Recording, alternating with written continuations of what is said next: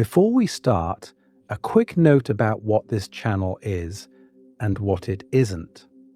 This isn't a recap channel, and it's not a highlight reel. We're here for the parts of Panem that happen after the cameras turn away, the systems behind the games, the contracts hidden inside victory, the lives that keep unfolding long after the anthem ends. Each video on this channel is built to slow things down, to follow the logic the Capitol relies on, the details it hopes you won't connect, and the people who live with the consequences year after year. If that's the kind of Hunger Games analysis you're looking for, you're in the right place. Subscribing just means you'll keep a seat here when we move on to the next story. Now, let's start where Panem always wants you to stop paying attention. There's a house in Victor's village that no one talks about. You walk past the row of identical mansions, each with a polished nameplate, each tied to a story you've heard 100 times in school broadcasts. Katniss Everdeen, Peter Mellark, even Haymitch reduced to a cautionary tale about drinking. But at the very end of the street, there's one more house. Overgrown yard, curtains drawn, and where the victor's name should be, the metal plate has been ripped away, leaving only empty screw holes and a pale rectangle of weathered paint. That shouldn't exist.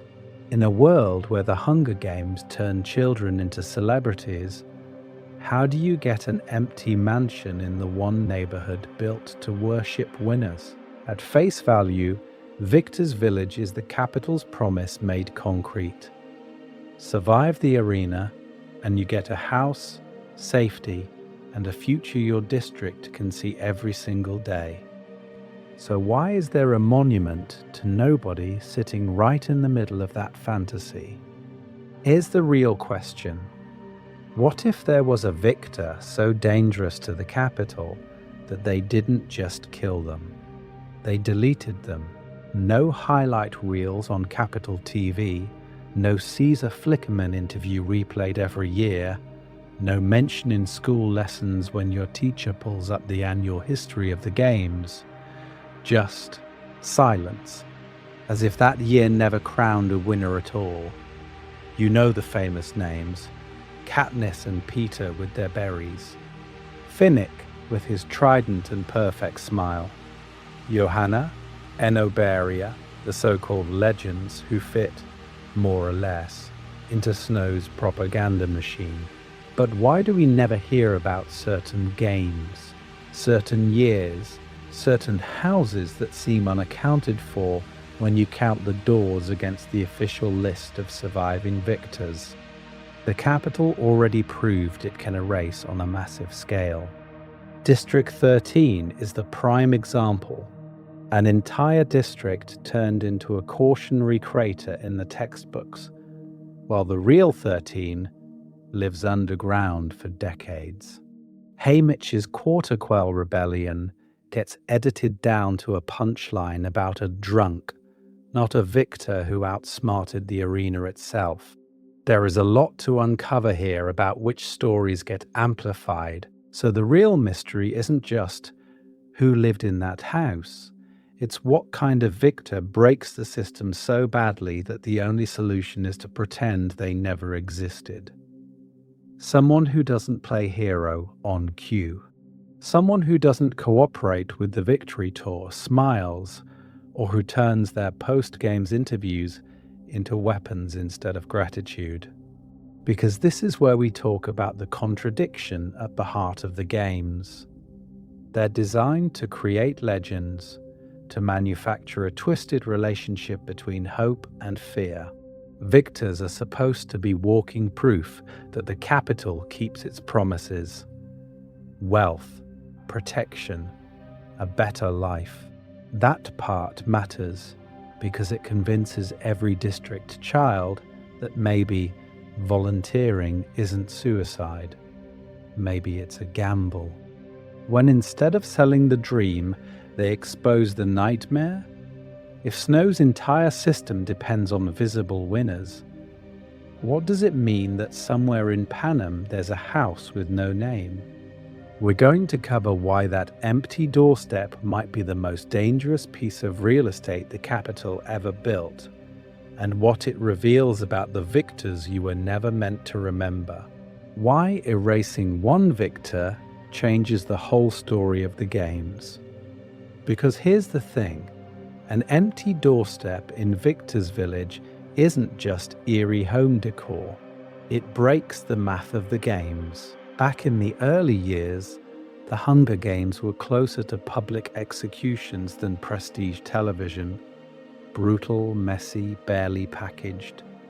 You won, you survived, you went home to whatever was left of your district. No parades, no stylists, no carefully edited sob story packages with Caesar Flickerman guiding you through your trauma. Now fast forward to Katniss's era. The games are polished, curated. Every victor is supposed to become a product. At face value, the arena decides who lives. But the real question is, who gets turned into a legend afterward, and who quietly disappears into a house no one ever visits? That part matters because Victor's village looks like a reward, but it's actually the set for a much longer show. The mansion, the appliances, the full pantry, those are props in a story the capital is telling your district. A story that says, suffer for us, kill for us, and we will give you this. Your kids will never be reaped. Your family will eat. There is hope if you play along. But once you live there, you're not free. You're on call, mandatory mentoring, victory tours, interviews, required talents to justify your new lifestyle. Direct lines to the capital so Snow can remind you exactly who owns your future. The games end and a second, quieter game starts. Stay useful to the narrative or become a problem to be managed. So here's the real question. Why are some victors everywhere? Posters, school lessons, endless reruns, while others barely exist beyond a single mention. Why do we hear about Finnick's charm but not Haymitch's rebellion? Why is Enobaria kept around as a vicious celebrity while Johanna Mason is tortured into silence?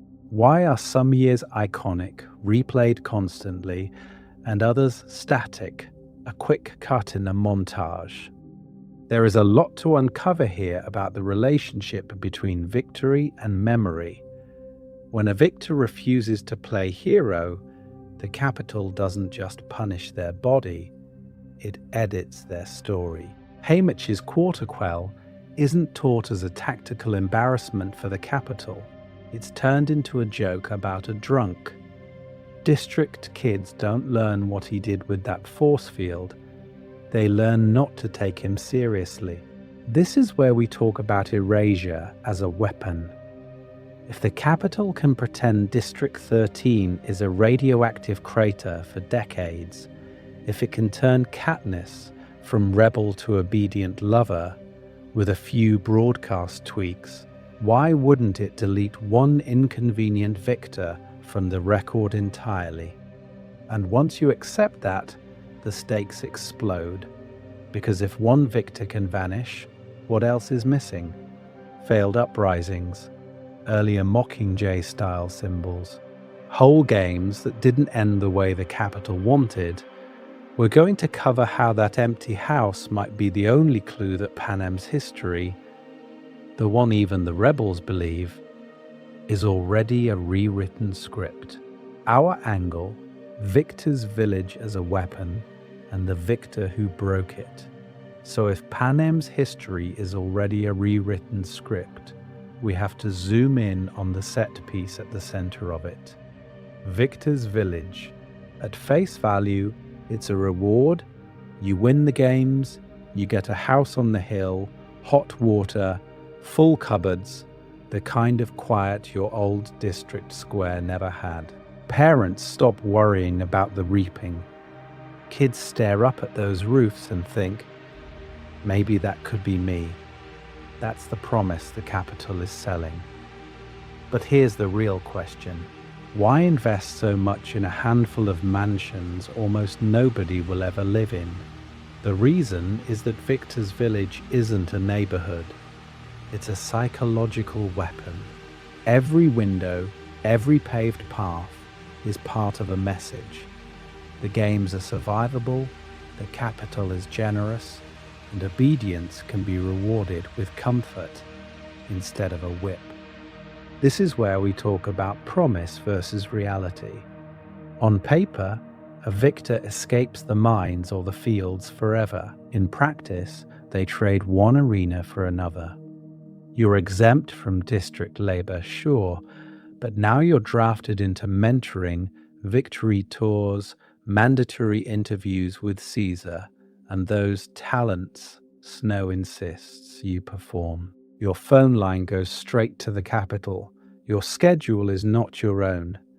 That part matters because it shows the relationship here isn't benefactor and beneficiary. It's owner and asset. And the asset isn't just you, it's your family. Snow makes it very clear with Katniss, step out of line and your loved ones pay. That threat hangs over every breakfast in those pristine kitchens. The village promises safety, but it weaponizes everyone you care about as leverage. You're not free to grieve, or refuse, or disappear. You're on call as a walking advertisement for hope. So our angle in this video is simple. We're going to cover Victor's village as a propaganda machine, a living billboard farm. The capital uses it to broadcast a single story about victory. It's glamorous, it's attainable, and it proves the games are fair. The cameras in the arena end, but the performance doesn't. The village is the long tail of the broadcast, which raises a dangerous question. What happens when a victor refuses their role in that machine? We've seen softer versions of this. Haymitch turned into a drunk punchline, so no one asks why his quarterquell was so politically explosive. Johanna punished and broken when she stops being useful. Enobaria kept around because her brutality still sells. Our erased victor is that taken to the extreme. A winner who doesn't just sulk or drink, but actively breaks the script, maybe by refusing to mentor, sabotaging interviews, or turning their new house into a quiet center of resistance inside the district. Someone whose very existence makes the village look less like a reward and more like a prison with better wallpaper. There is a lot to uncover here. How far can Snow push broadcast control? Could he do to a person what he did to District 13? Wipe them from school lessons? Edit them out of games footage? Leave only an empty house at the end of the street? In the next section, we'll start building that victor and test just how deep the capital's erasure can go before the illusion cracks. Tonight's game plan: from Snow's blueprint to a lost victor's ghost. So to actually test that, tonight we need a game plan. Because if you're going to build an erased victor from scratch, you have to understand the blueprint Snow was working from. First, we're going back to the messy years after the 10th games, when the arena was basically a warehouse and victors got a handshake and a train ride home. We're going to cover how Coriolanus Snow looks at that chaos and decides the games need infrastructure, mentors, tours, and eventually a row of perfect little houses on a hill. At face value, Victor's village is a reward, but we'll track how it's engineered as a permanent fixture, a way to bolt the games into the physical landscape of every district, so you can never walk to school without seeing the capital's promise staring down at you. Then we'll zoom in on the mechanics. How is this system supposed to work inside your head? Why does putting one rich victor at the edge of town suddenly make volunteering seem reasonable? This is where we talk about the psychology.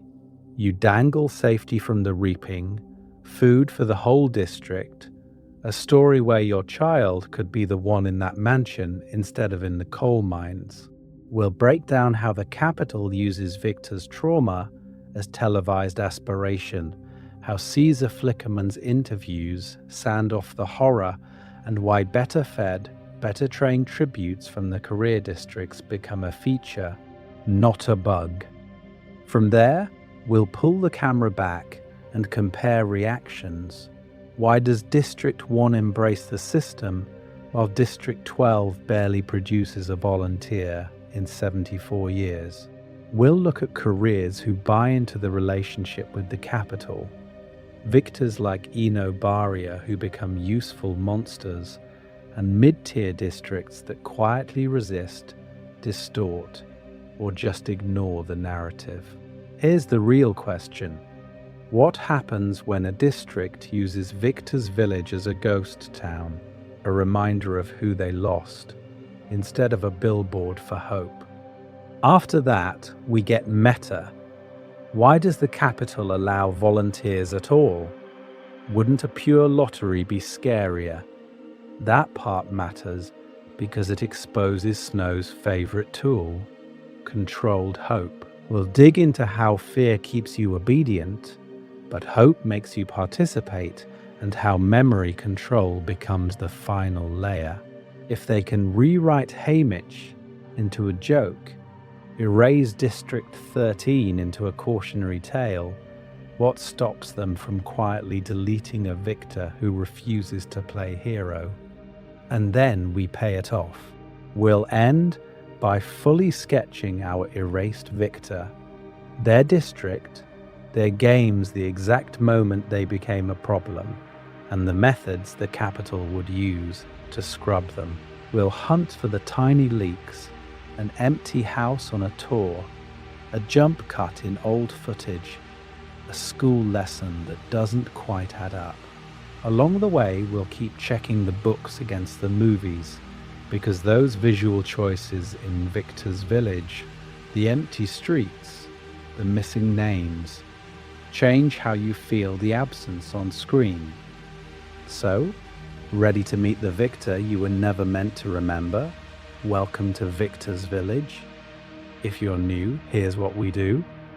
If that sounds fun in a mildly horrifying way, you're in the right place. Welcome to Victor's Village. Around here, we don't just recap the games, we pick apart the entire system that makes them possible. This is where we talk about why the capital builds glittering neighborhoods for traumatized teenagers, how Snow weaponizes hope, and what it actually means when a district is told to forget someone ever existed. At face value, this channel is about the Hunger Games. But here's the real question. What part of the Hunger Games? We're going to cover the world building that sits just off screen, the politics behind every random rule change, the psychology of a victor who has to sell a story they no longer believe in, and all the tiny lore details the capital would absolutely prefer you scroll past. If you're new here and you enjoy pulling apart propaganda, you're going to feel at home. You know that moment when Caesar Flickerman smiles a little too wide, or when a school lesson in Panem skips 10 years with one sentence. That's the exact kind of rabbit hole we live in. We ask why District 13 can vanish from the map, why Haymitch can be reduced to a running joke, and why certain victors are never quite allowed to retire into those perfect houses.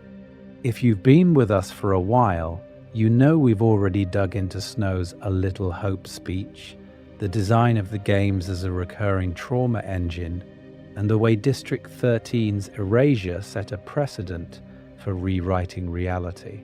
This episode builds on all of that, but you don't need a full playlist in your head to follow along. Think of this as a standalone tour. You can jump in right here, and the references to earlier games, earlier victors, and earlier cover-ups will still make sense. There is a lot to uncover here, and your perspective genuinely changes what we find. When you subscribe or drop your own theories about an erased victor in the comments, that part matters because it tells the algorithm that Hunger Games analysis still has an audience, that this story still raises questions worth answering. In a world built on manipulated broadcasts and controlled narratives, even a tiny signal that people care about the deeper story shifts what gets surfaced. So here's how we're going to move forward. You can think of the rest of this video as a guided tour through the Capitol's memory editing machine. We'll walk past the official portraits, the sanitized interviews, the textbooks that skip whole names, and we'll ask, who's missing and why? And to start, we're going straight to the source.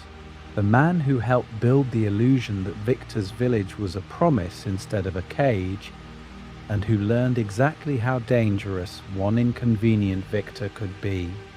After the 10th Games, when Snow learned how to rewrite reality, so we go back, not to Katniss, not to Haymitch, but to the moment the Hunger Games were still a mess. The Capitol could barely sell. We're right after the 10th Games, the Ballad of Songbirds and Snakes era. The arena is a crumbling stadium, the tributes are riding in cages, and half the Capitol doesn't even bother to watch. The games are punishment, sure, but they're boring, unreliable. They don't yet feel inevitable. This is where we talk about Coriolanus Snow before the Roses and the presidency. He's a hungry academy student, a mentor scrambling for prize money, someone who literally has to convince people to care that children are dying on television. Back then, the broadcasts are glitchy, the ratings are low, and the districts see the whole thing as a crude reminder of their defeat rather than a story they're trapped inside. Snow is standing in that gap, and he notices something. When the mentors push for sponsors, when they give tributes, names, costumes, little interviews, suddenly the Capitol leans in. They start picking favorites. They send food, they gossip. The horror doesn't go away, it just gets wrapped in narrative. That part matters because it's his first proof that if you control the story, you don't have to soften the violence. You just have to frame it. Remember Lucy Gray? The way her songs, her backstory, her mystery turned a rigged execution into a tragic romance for the audience? Snow sees that too. He learns that a tribute with a compelling origin, a hook, can pull attention away from the system itself. So here's the real question. If you can sell one girl's suffering as entertainment, why not build the entire games around that principle? From there, his career shifts. We're going to cover the big architectural moves later, but it starts here with policy and propaganda.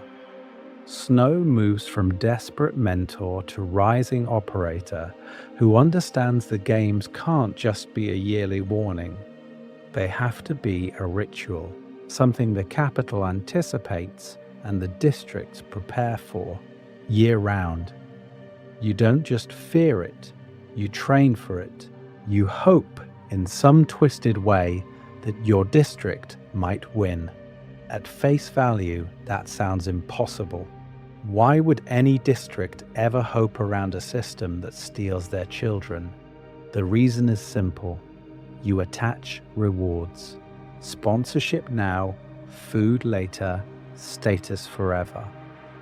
Snow realizes you need a visible promise that someone survives the arena and lives well. A victor isn't just alive, they're upgraded. And this is where his most chilling idea starts to take shape. If narratives can make the games watchable, architecture can make them aspirational. You don't just tell a story about victory, you build it. A separate neighborhood, bigger houses, full power when the rest of the district goes dark, a place the cameras can return to every year and say, "See, this is what winning looks like." There is a lot to uncover here, because that seed becomes Victor's Village, a permanent set for the capital's favorite show. But if Snow is designing a happy ending, who exactly is he planning to put in those houses? And who does he already know he might have to erase from them? Designing a trap you'd beg to fall into. The birth of Victor's Village. Snow's problem is simple on paper. How do you turn a blood lottery into something people secretly want to win? You don't just hand the victor a suitcase of cash and send them back to a collapsing shack. You build an entirely new neighborhood, a gleaming pocket of wealth dropped right on the edge of hunger. Winning the Hunger Games earns you a mansion in Victor's Village. But here's the real question. Why does the capital care enough to build luxury housing in every district for a handful of people who might never even fill all the beds? Back then, a winner could step off the train, move back into their old house, and disappear into the crowd. The games were still terrifying, but they didn't yet have that aspirational sheen. So why the change? The answer is that Victor's Village is Snow's big conceptual leap. Don't just reward a person, redesign the entire stage around them. Make the promise of escape visible every single day to every child who walks past. At face value, it looks generous. No more mines for Katniss's mother. No more tesserae for Peter's future kids. Full power, hot water, food that actually keeps. But that part matters because the contrast is the point. The capital needs those houses to scream, "The system works." Every time a camera pans across a reaping crowd or a victory tour parade. This is where we talk about problem solving disguised as philanthropy. Victor's Village quietly solves 3 of Snow's headaches at once. First, it sells hope. If the games can catapult you from starvation to a 3-story mansion, volunteering suddenly has a twisted logic, especially in the career districts. Second, it centralizes victors in one neat, surveilled cluster. You're not scattered around town where you can organize. You're in a cul-de-sac with cameras, peacekeepers, and a direct phone line to the capital. Third, it gives the broadcasts a permanent set. Every reaping, every interview, every "where are they now" segment can frame those identical houses as proof of the relationship between obedience and reward. Snow understands human nature cruelly well. People will endure almost anything if they believe there's a real chance, however tiny, of getting out. So he builds that chance into the skyline. Children in District 12 grow up literally looking up at a hilltop suburb they can't touch. You can't miss the message. Suffer now, play by the rules. Maybe the games will save you. But there is a lot to uncover here, because the same design that elevates victors also isolates them. Those wide streets and empty lawns mean no neighbors, no crowd to disappear into when you become inconvenient. If a victor steps out of line, Snow doesn't have to bulldoze half a district. He can flip a switch, close some doors, and a single house goes dark. And that raises a quieter, more dangerous question. What happens when a mansion stays empty long enough that no one remembers who it was built for? From punishment to prize, making the games acceptable, an empty mansion in Victor's Village is more than bad real estate. It's a glitch in the story. Because remember, the games are supposed to have a happy ending. Back in the earliest games, there wasn't even an attempt at that. You had tributes thrown into a literal zoo. No stylists, no interviews, no Caesar Flickerman coaxing out tragic backstories. It was raw punishment on display. You misbehave as a district, the capital feeds your children to you as spectacle. Brutal, efficient. But here's the real question. If that version worked so well, why did they bother polishing it into this glossy televised pageant with couture and crowns and a mansion on a hill? This is where we talk about the dual audience problem. The capital wants blood, but it also wants to feel superior, civilized, morally justified. They need to believe the games are a necessary evil with rules, with fairness, with a clear winner who deserved it. The districts, on the other hand, need just enough promise that this isn't pure slaughter. That if your child is clever enough, strong enough, lucky enough, they don't just survive, they win. They come home, they get a house. So the format shifts. Suddenly you have stylists transforming tributes into symbols, interviews turning them into celebrities, victory tours where the new victor parades through grieving districts. At face value, it looks generous. The capital isn't just killing kids, it's creating stars. But that part matters because it solves a political problem. A system built only on terror breaks people. A system that mixes terror with aspiration keeps them moving. Victor's Village is the linchpin of that new relationship. For capital citizens, those mansions are proof that the regime rewards excellence. See? We're not monsters, we're patrons.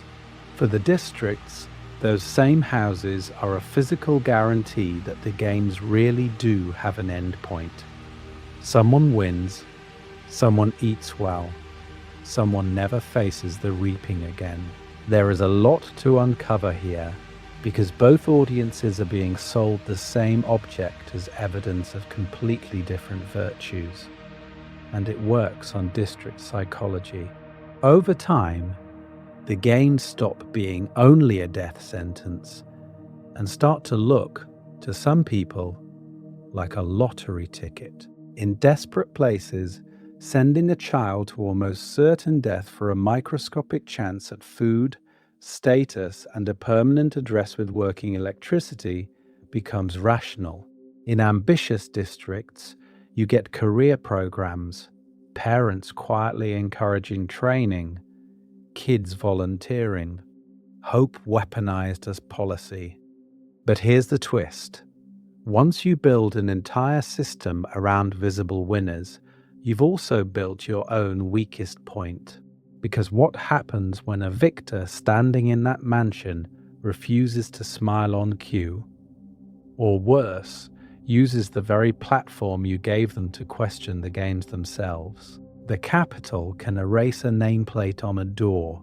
It can't unteach a generation of children that someone from their district once escaped. And when even one of those winners turns against the narrative, the promise under every empty house starts to crack. This is where we talk about his real goal. The early games are pure extraction. Starving kids, terrified, dragged in by a random draw. That works for punishment, sure, but it's messy television. It's unpredictable. So why keep relying on unwilling children when you could engineer a better class of tribute? Ambitious, trained, already dreaming in sponsors and kill counts. At face value, Victor's Village looks like a retirement prize. You win, you get a mansion, your district gets a party, the end. But here's the real question. Why make that reward so visible? Why put 12 gleaming houses on a hill where every child walks past them on the way to the mines or the fields? The reason is simple. Snow isn't rewarding past tributes. He's recruiting future ones. The village is bait. It says to desperate parents in the seam or the poorer parts of District 11, there is one door out of this. One. All you have to do is raise a child ruthless enough, disciplined enough to win the games. That part matters because it slowly shifts the psychology from please don't pick us to maybe it could be us. In Districts 1, 2, and 4, you see the end game. Full career programs, volunteer systems, kids who treat the reaping as a launch pad instead of a death sentence. And the capital loves that, because the games aren't just executions, they're a show. Television has its own logic. You don't just need victims, you need characters. Snow wants tributes who know how to play to the cameras, who can flirt with Caesar Flickerman, who can sell a tragic backstory and then turn around and impale someone with a spear. Victor's Village is the proof of concept. You too could be a star. Your district could get extra food, extra attention, a permanent celebrity living among you. Over time, the arena tone shifts. Back then, it's raw horror, random kids, random deaths. Now it's curated drama. Careers versus underdogs, stoic hunters, fragile healers, tragic lovers. The capital edits each games into a season of prestige television, and the villages help cast the roles. Children start modeling themselves on previous victors, training in secret, rehearsing interviews in the mirror, because they've seen the mansion on the hill and the promise attached to it. But here's the fracture in Snow's design. What happens when someone wins not because they bought into that dream, but in spite of it? Katniss is the obvious example, but she's not the first inconvenient victor. What do you do with a winner who refuses to perform gratitude, who turns every victory tour into a quiet act of defiance, who looks at Victor's Village and sees a prison instead of a prize? Snow can threaten their family, rewrite their backstory, cut their screen time. He can't fully control the story their existence tells. So how does the capital handle a victor it can't afford to let people remember and can't quite afford to kill? That's where the system gets even darker. Volunteers by design. Why the capital wants you to step forward. So how do you make someone walk into the arena for you? You don't drag them. You get them to step forward. Volunteering in the Hunger Games feels spontaneous, even noble. At face value, it's just a loophole if someone screams, "I volunteer," before the peacekeepers close in. The rules allow a swap. But here's the real question.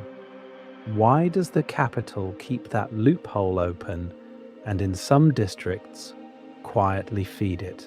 This is where we talk about design.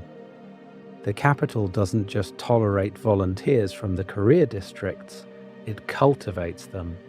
Because a tribute who chose this path is storytelling gold.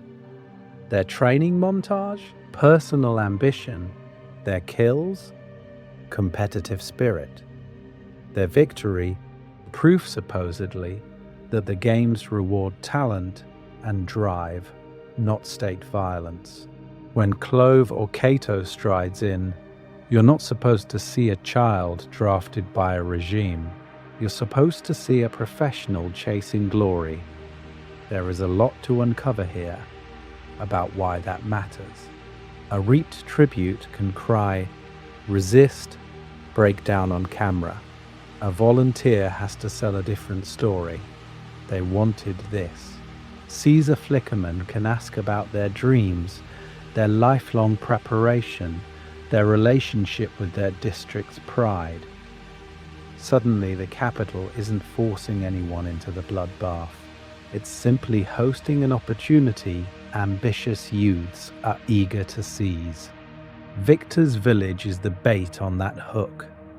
Every time the camera sweeps over those big houses, full power, stocked pantries, clean water, the message is clear. This is what a victor earns. You grow up in District 2 staring at that hilltop suburb. You see your local champion come home to a mansion, parties, direct calls from the capital. That part matters because it makes volunteering seem rational.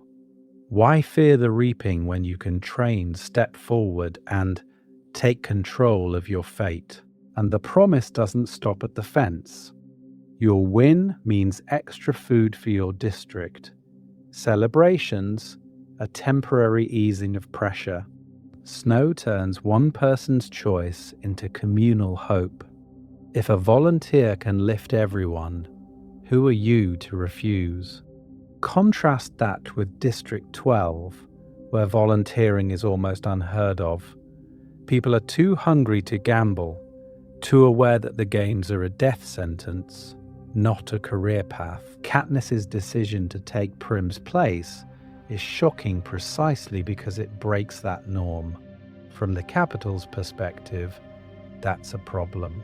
A district that won't produce eager tributes is a district that still views the games as pure punishment, not potential reward.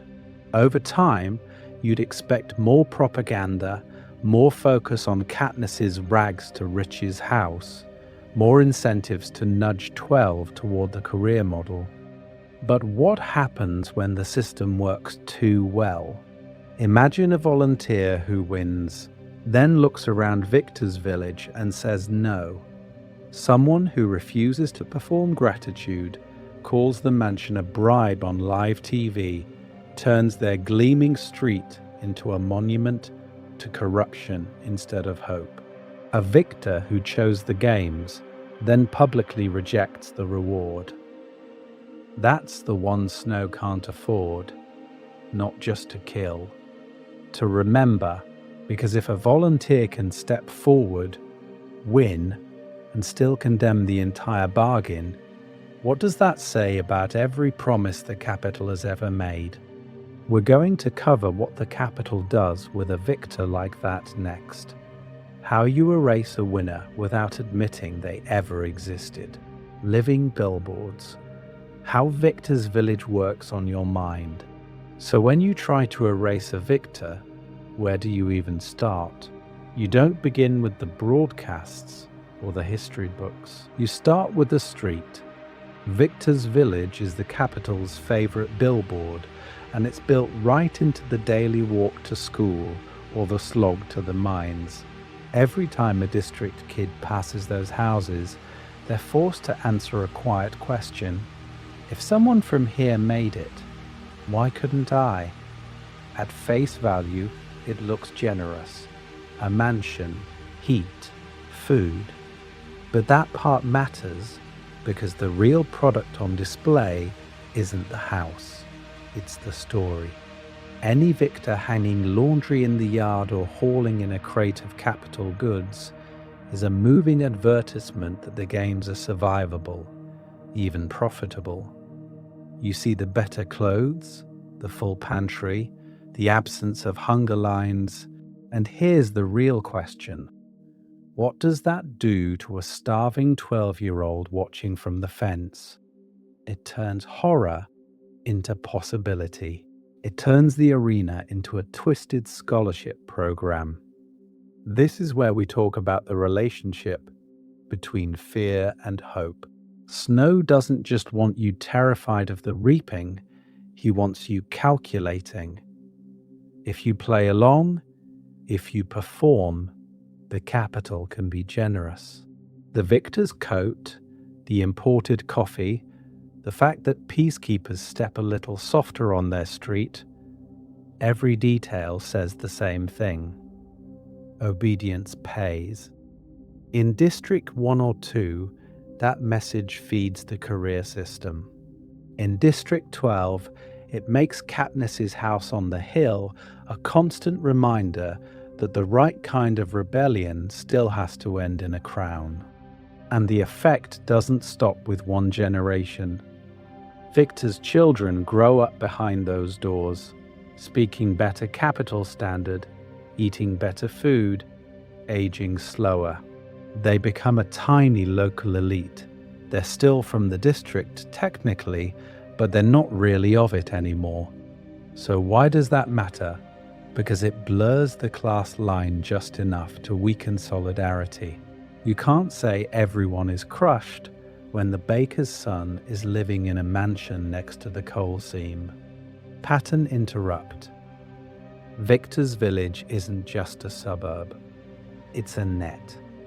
Clustering every Victor in one neat little circle makes surveillance effortless.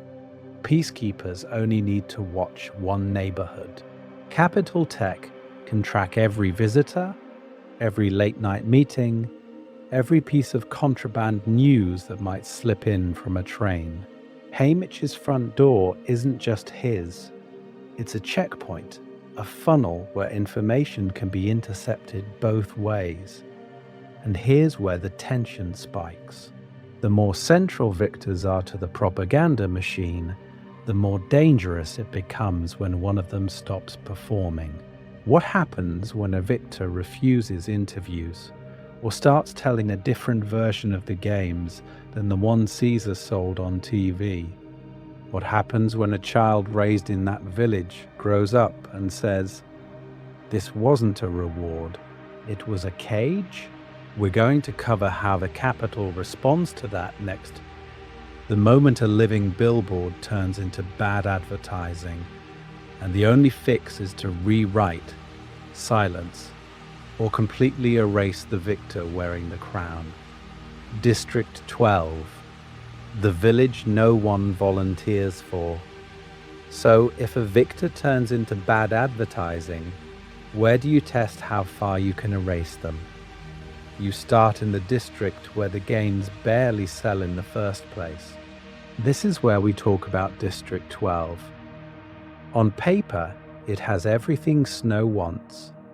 A victor's village on a hill, 12 neat houses, full power, hot water, the whole aspirational package. But when you actually walk through it in the books and films, it feels wrong. It's quiet. Too quiet. No children in the streets. No parties, no visible relationship between the rich houses and the starving seam. Before Katniss, there's only one long-term resident, one victor, Haymitch, and even he barely counts in the capital's story. At face value, that emptiness looks like failure. The capital spent all this effort building a luxury suburb, and almost nobody lives there. But here's the real question. Why doesn't District 12 produce the volunteers and glamorous victors this system is supposed to create? Why doesn't anyone chase that promise of safety from the reaping of never taking Tesserae again? The reason is baked into 12's culture. This is a district where most people are too busy surviving to fantasize about mansions. The games aren't a ladder. They're a death sentence. There is a lot to uncover here. Fatalism from generations of losing, poverty so deep the idea of reward feels insulting, and a quiet resistance to glorifying the arena at all. When Katniss volunteers, it's not ambition. It's panic for Prim. That part matters because it shows the capital's social engineering has limits.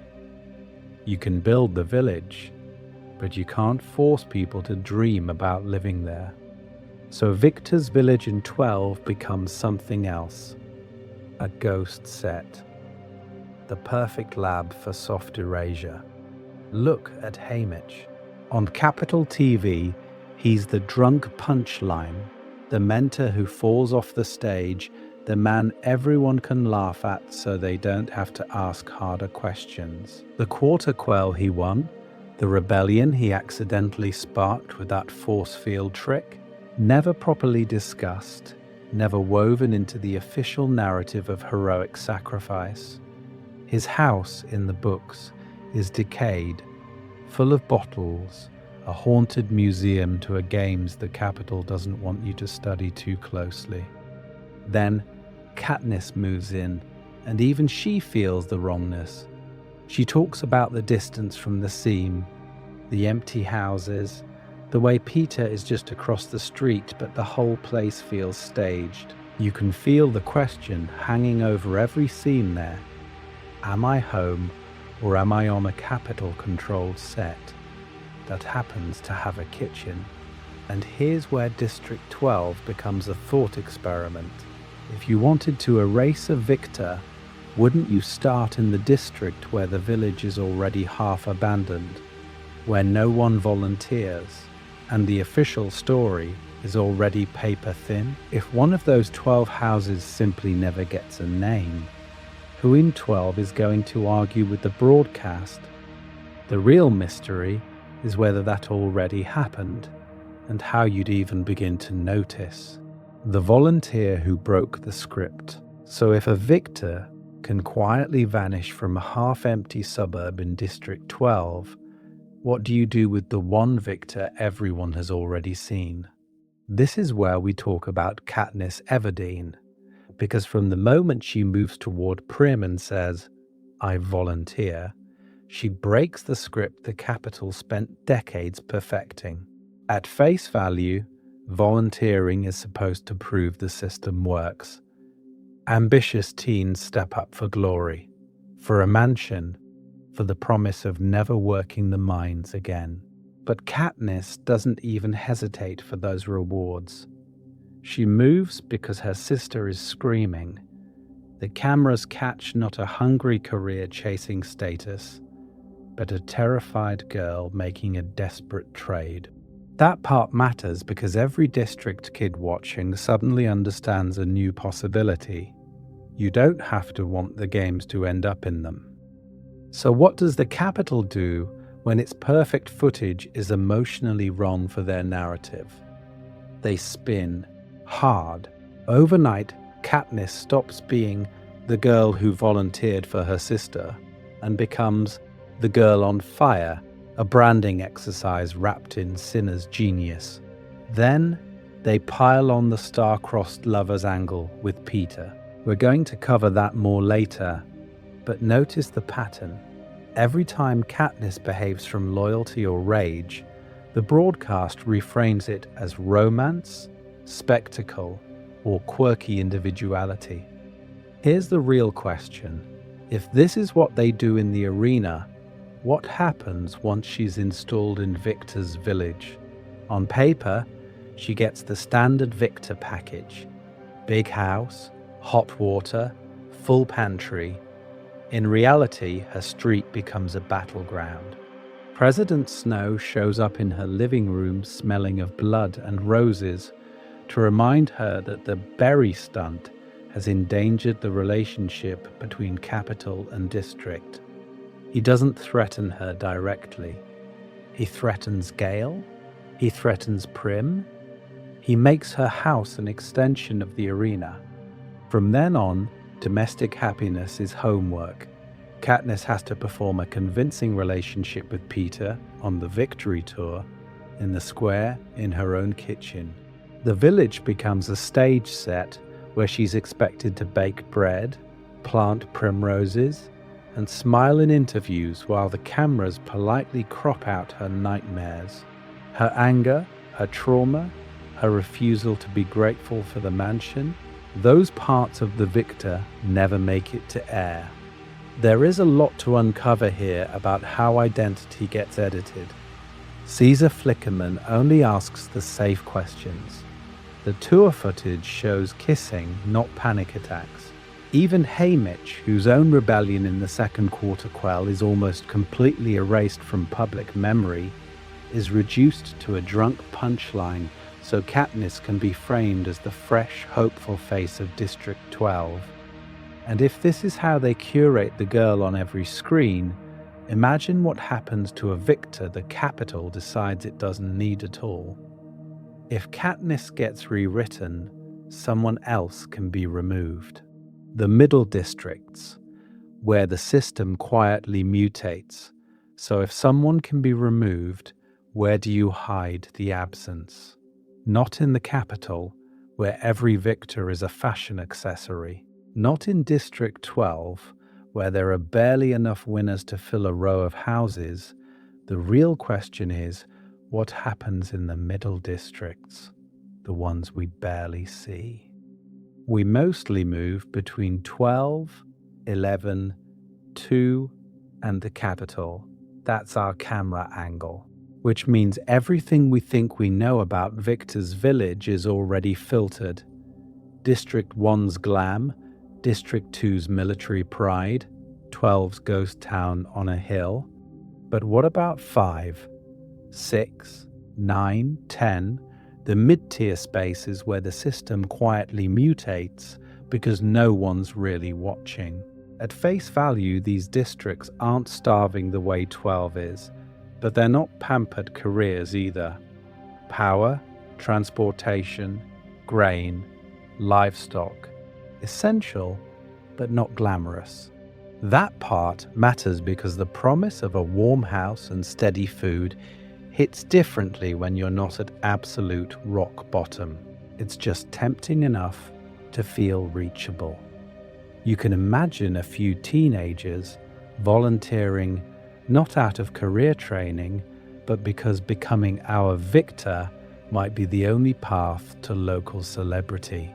So this is where we talk about culture adapting around the capital's blueprint. In one version of District 5, the victor's village might be treated as a protective ring, a place where the chosen few are quietly expected to pull strings, secure medicine, keep peacekeepers in check.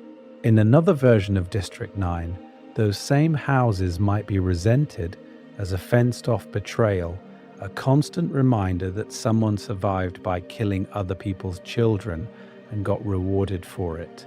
Imagine the tension inside that cul-de-sac.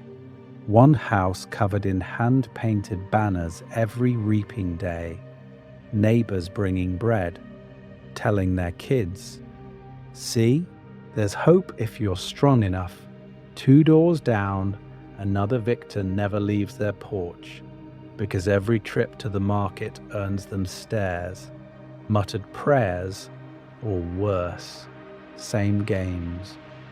Completely different relationship with the district. And the capital loves that, because now they can cherry-pick whatever narrative they need.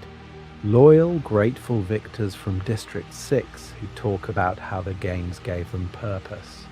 Tragic, haunted underdogs from District 10 whose pain can be edited into inspirational montages. We're going to cover how Caesar Flickerman's interviews basically function as a script rewrite. But the key is this. The core facts never change. Who won? Who died? But the emotional framing can swing wildly from one broadcast to the next. Pattern interrupt. What if there's a winner who doesn't swing at all? A mid-tier district is the perfect place for a victor who refuses every useful archetype. Not glamorous enough to be a capital darling, not rebellious enough to make a cautionary example, not broken enough to sell tragedy, just inconvenient. In a place like District 6, already half forgotten outside of train schedules, you could quietly stop mentioning their name, skip their highlight reel, let their house sit dark. No capital-wide uproar, no obvious gap on the victory tour. And that's where an erased victor can live for years, in a district no one is really asking questions about. So who were they, and what did they do that made erasure safer than execution? That's where we go next. Careers versus everyone else. When the village actually works. So if an erased victor can disappear in a quiet, overlooked place, what happens in the districts where no one ever stops watching? This is where we talk about the career districts, Districts 1, 2, and 4 are the control group the capital actually wanted. The games aren't a horror that crashes into their lives once a year. They're a sport, a curriculum, a family business. Kids grow up knowing the arena the way you might know your school's gym. Volunteering isn't a desperate sacrifice. It's an honor or a calculated career move. You don't get dragged to your death. You step forward. And here's the real question. What does Victor's village look like in a place where the games are normalized instead of feared? In District 12, Katniss walks through empty streets and haunted houses. In District 1, you can imagine the opposite. Every house full, every porch light on, a row of local celebrities whose names every child can recite before they can spell capital. At face value, the promise is the same everywhere. Win, and you get a mansion, money, and safety. But in the career districts, the relationship between the village and the people is completely different. The victors don't sit apart as a warning. They function as mentors, recruiters, and live-action propaganda. You see Glimmer or Marvel types coming home, healthy and glamorous. And it sells the idea that the games can be beaten if you train hard enough.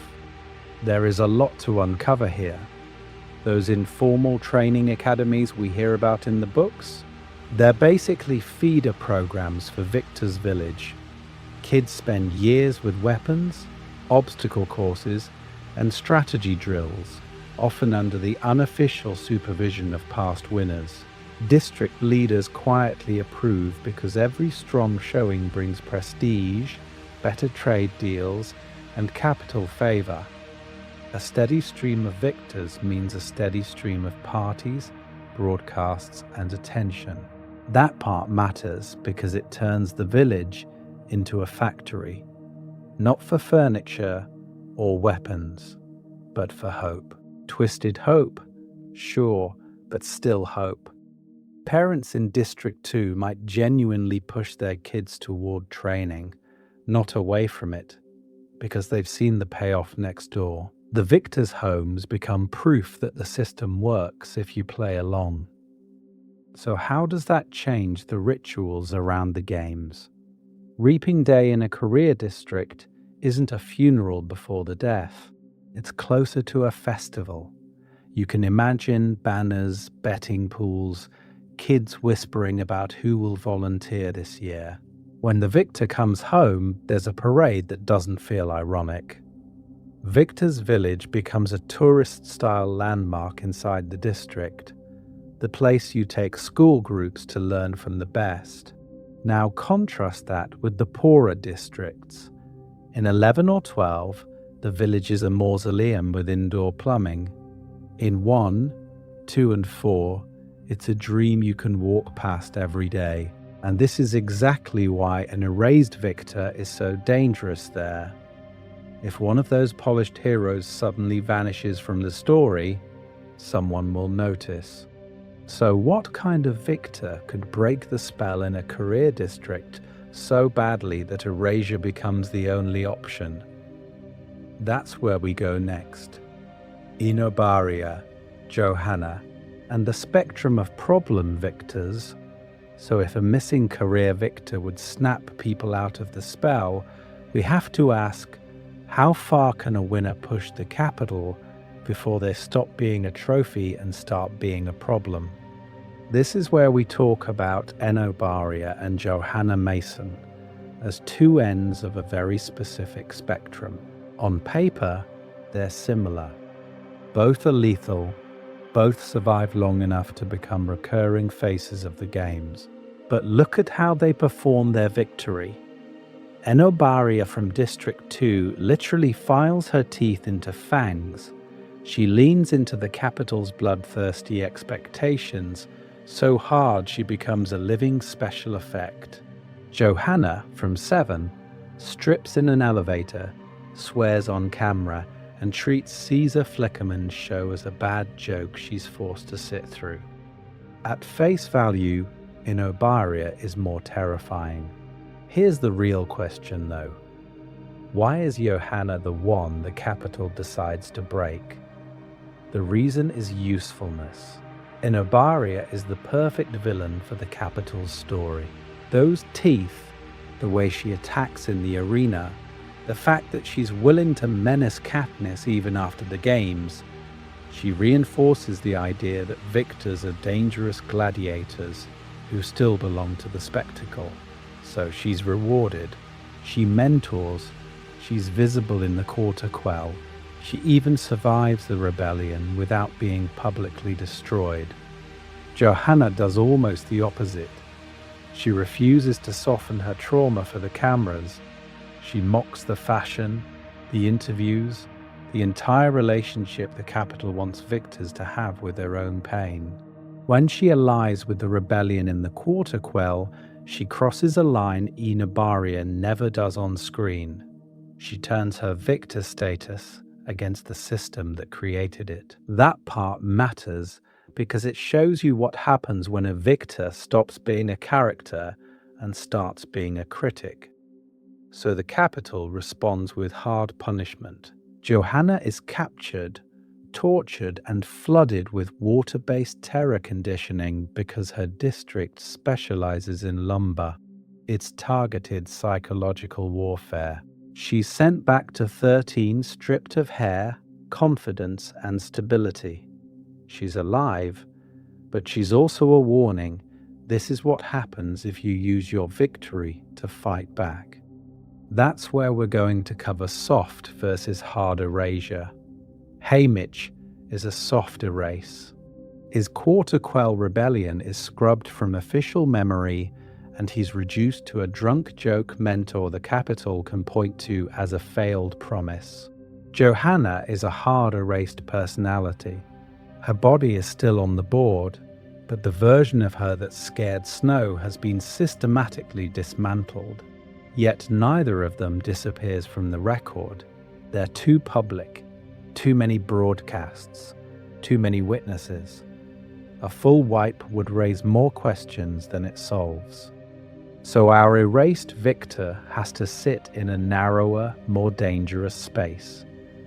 More inconvenient than Johanna, someone who refuses every narrative the Capitol offers, but less iconic than Finnick, who is practically state media property.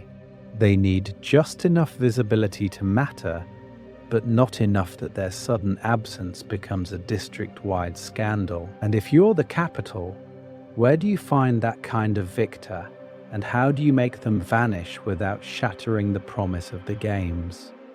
That's the puzzle we're about to solve. Why allow volunteers at all? The system's weak point. So why even allow volunteers in the first place? If you're the Capitol and your whole brand is terror, why build in any way to dodge the worst fate in Panem? On paper, the cleanest version of the games is simple. No training centers, no career districts, no I volunteer moments.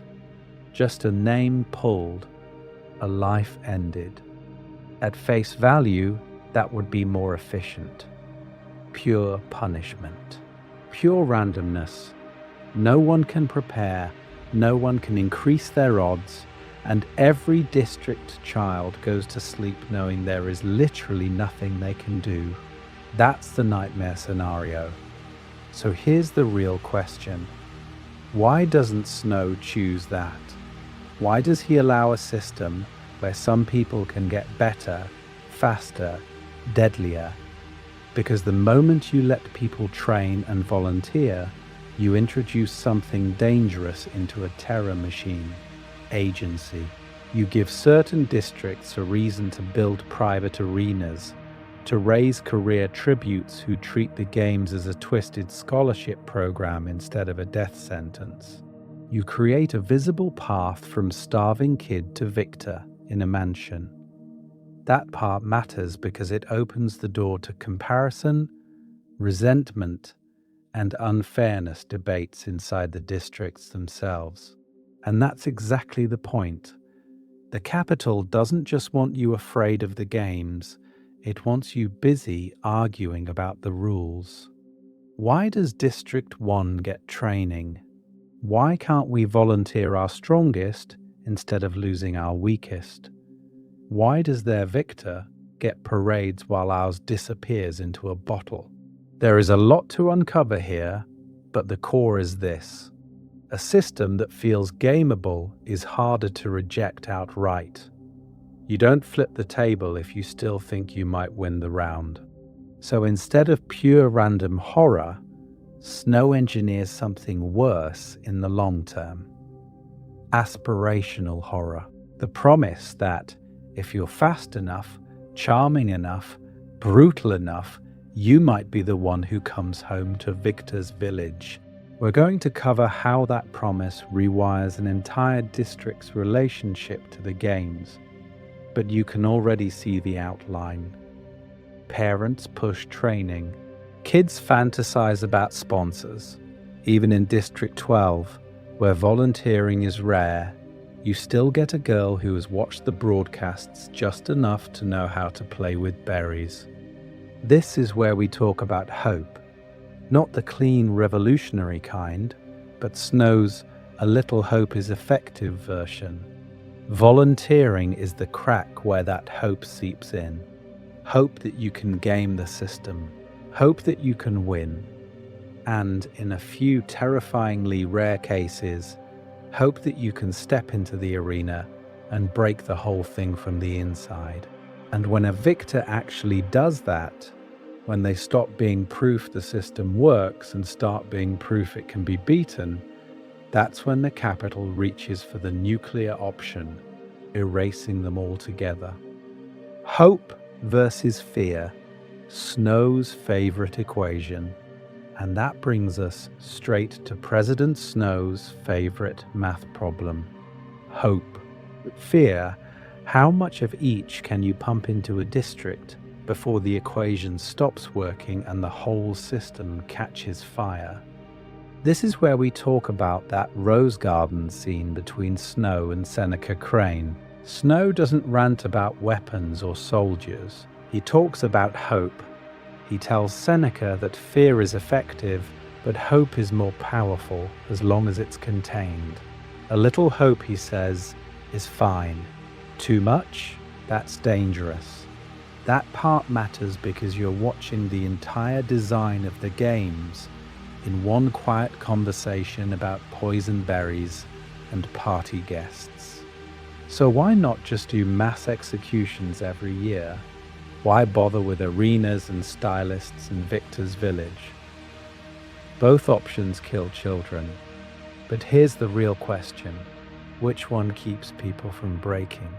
Public slaughter would terrify the districts, sure, but it would also make the Capitol's brutality impossible to ignore or rationalize. The games, by contrast, wrap death in narrative. There's a story, a countdown, a winner. You can bet, you can cheer, you can tell yourself there was a chance. Winning the Hunger Games earns you a mansion in the victor's village. At face value, that's a reward. In practice, it's manufactured hope, a physical promise that someone from your district could escape the mines, the factories, the whips, and end up in one of those 12 houses on the hill. Kids grow up staring at those windows and thinking, maybe me.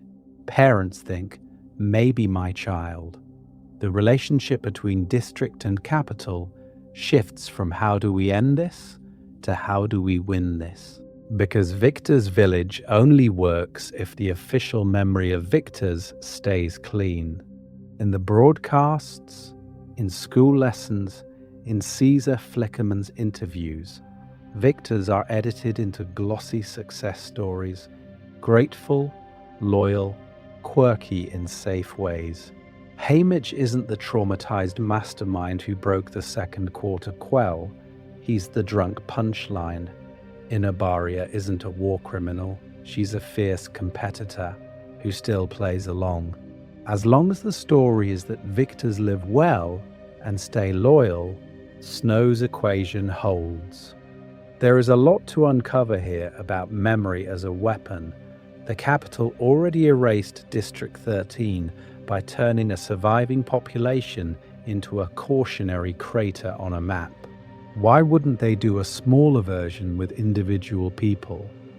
When a victor's trauma leaks through the performance, when their defiance turns them into a symbol, the capital can't script.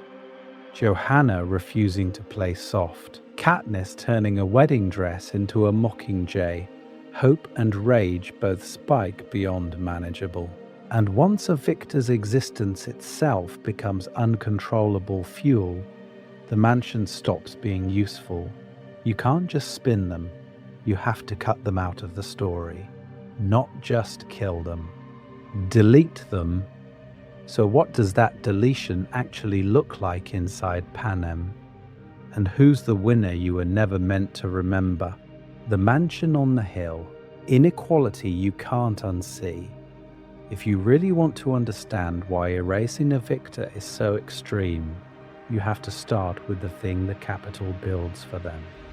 A mansion on a hill in a starving district.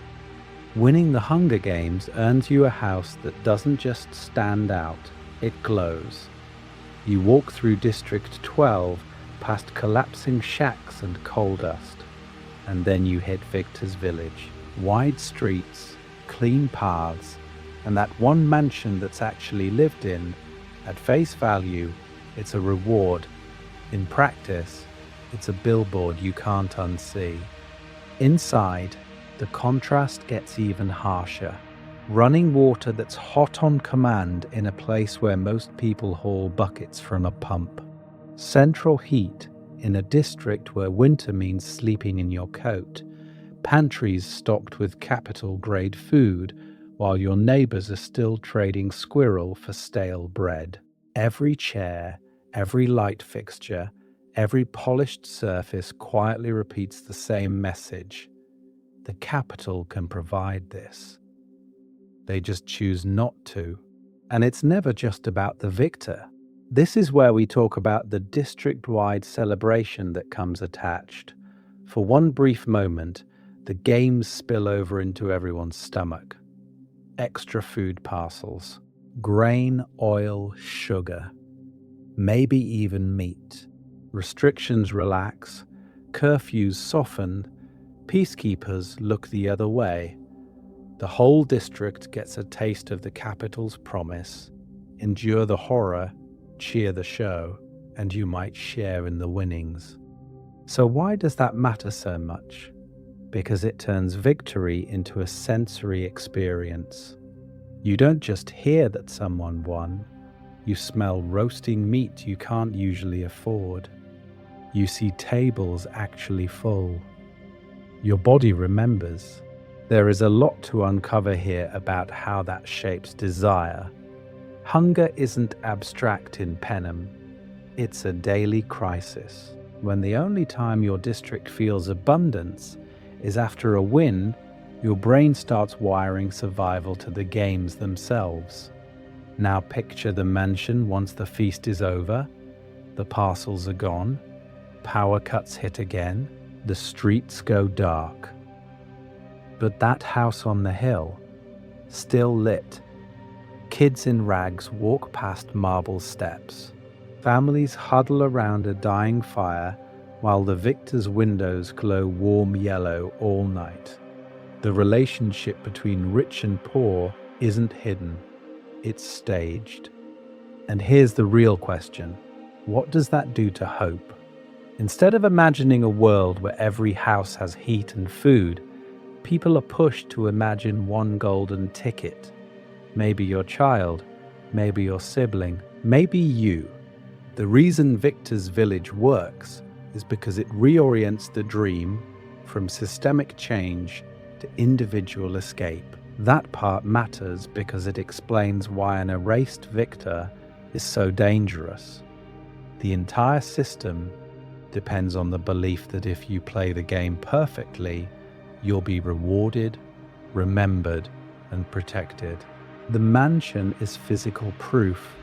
The district feasts are communal proof. Take a victor who did everything right and then quietly vanishes.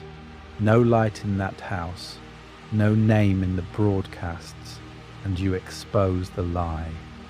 If winning doesn't guarantee safety or even memory, why keep playing the games at all? When the village backfires, victors are symbols of resistance. So if the promise of safety is fragile, what happens when the village itself starts arguing with the capital's story? This is where we talk about District 11. At face value, Rue and Thresh are supposed to be cautionary tales. Sweet, tragic, honorable, but ultimately proof that the games always win. Instead, you get that scene in the square when Katniss salutes Rue's family. The cameras think they've captured a healing moment. The district turns it into a riot, one-hand gesture, and suddenly Rue isn't just a dead tribute, she's a martyr the capital accidentally put on a jumbo screen. Here's the real question. What do you think happens to Victor's village in a place that reacts like that? Even a near victor, someone who made it far or died unjustly, can haunt those empty houses. People in District 11 don't walk past the village and see success. They see the home Rue should have had, the fields Thresh died protecting, the food they were promised and then punished for demanding. The relationship between the village and the district flips. Instead of advertising hope, it advertises injustice. And when you do get victors, the village has another problem. The people inside the mansions are visibly broken. Haymitch is the clearest example we see. His house in 12 is technically a reward. But the man stumbling out of it with a bottle in his hand, that part matters because it completely undercuts the fairy tale. Kids grow up hearing that if you win, you never go hungry again. Then they watch their only victor drink himself into oblivion and sleep with a knife in his hand. The message quietly shifts from winning saves you to the games never let you go. Annie Crester does the same thing on a different frequency. She's a victor from 4, living in a system built to turn her into a glamorous capital favorite. Instead, everyone sees a woman shattered by the arena, barely holding it together when Finnick isn't there. The capital can dress her up for a wedding broadcast, but her instability leaks through. You can't sell happily ever after when your poster children are visibly traumatized. And then the whispers start. Mentors bring new tributes into those houses and, off camera, tell them what the arena is really like. Families visit the village and hear stories that never made it into Caesar Flickerman's interviews. A victor explains how sponsors were manipulated, how mutts were made from dead tributes, how the capital edited whole days out of the broadcasts. There is a lot to uncover here, and none of it matches what's taught in school. So the capital tightens the screws without admitting anything is wrong. More peacekeepers on the edge of the village, phones tapped, loved ones threatened if a victor's interviews go off script. An inconvenient mentor might have a sudden accident with alcohol or disappear for a quiet medical stay in the capital. But sometimes, even that isn't enough. If a victor's very existence keeps turning a district toward rebellion, if their house becomes a shrine, their story a forbidden legend, the regime has one nuclear option left. You don't just kill the body, you kill the memory. In the next section, we're going to cover what it actually means to erase a victor from Panem's history and why that might be the capital's most dangerous move of all. Canon Erasure 101, from District 13 to Haymitch's missing rebellion.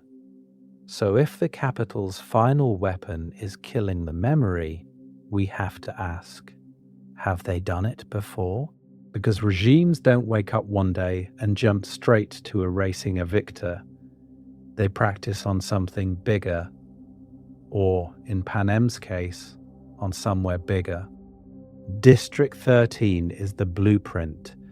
Officially, it's gone. Obliterated in the dark days, reduced to a smoking crater you're shown once a year between parades and execution reruns. At face value, it's a cautionary tale. Rebel? And this is what happens to your home. But here's the real question. If 13 is ash, why does the Capitol keep talking about it so much? This is where we talk about information control. School lessons drill the same story. There were 13 districts. One stepped out of line. Now there are 12. Your teacher points to a map with a neat blank space where 13 should be. Every broadcast, every recap of the games, repeats the same geography. No mention of bunkers, no mention of nuclear weapons, no mention of a surviving population bargaining with the Capitol in secret. That part matters because it shows you the relationship between power and memory in Panem.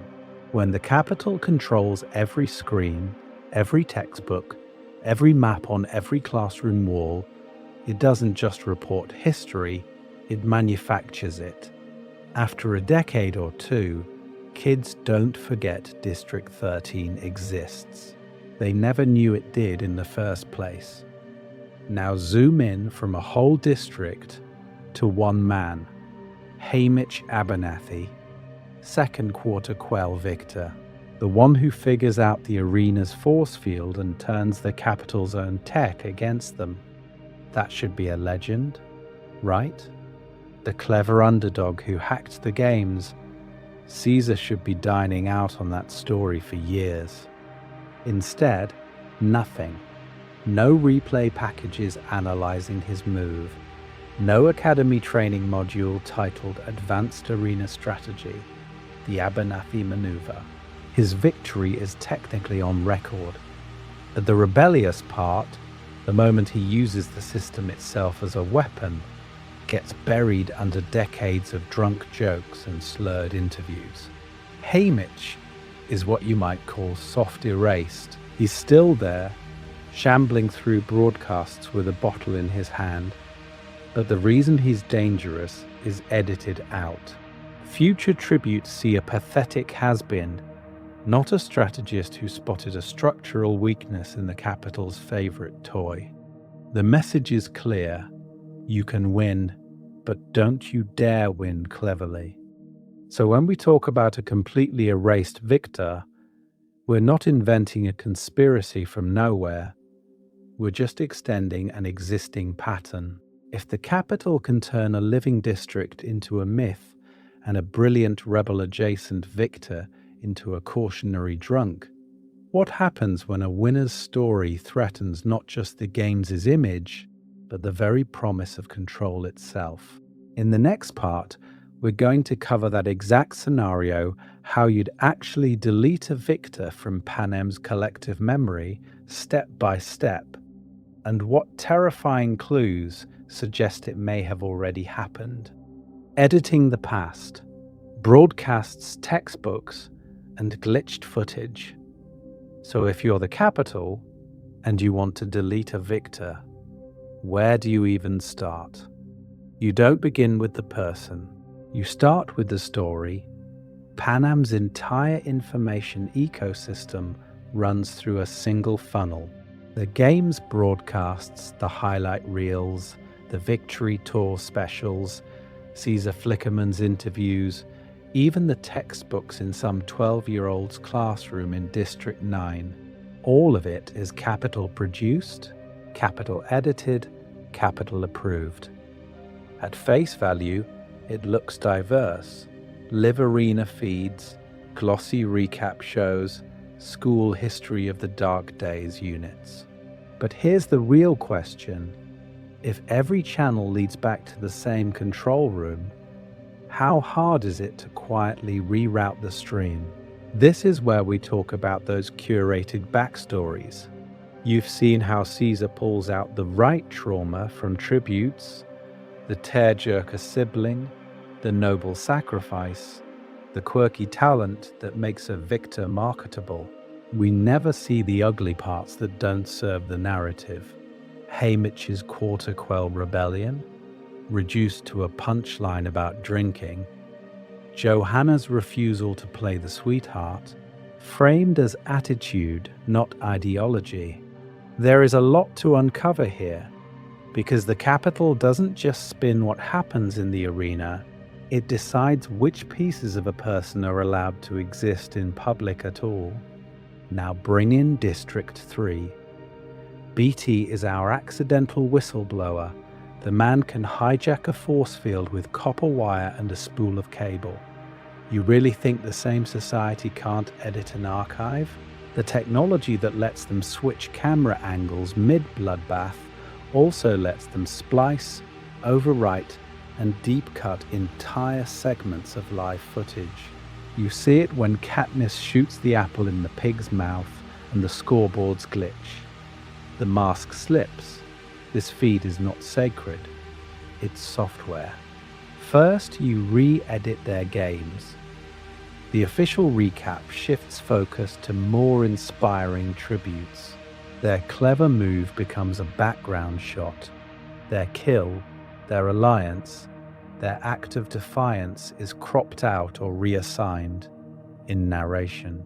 Then, on the Victory Tour reruns, their Caesar interview mysteriously didn't record properly, replaced with a generic montage of crowds, fireworks, and slow-motion roses.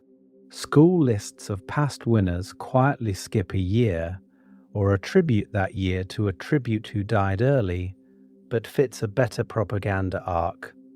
The reason given? A clerical error, a printing issue.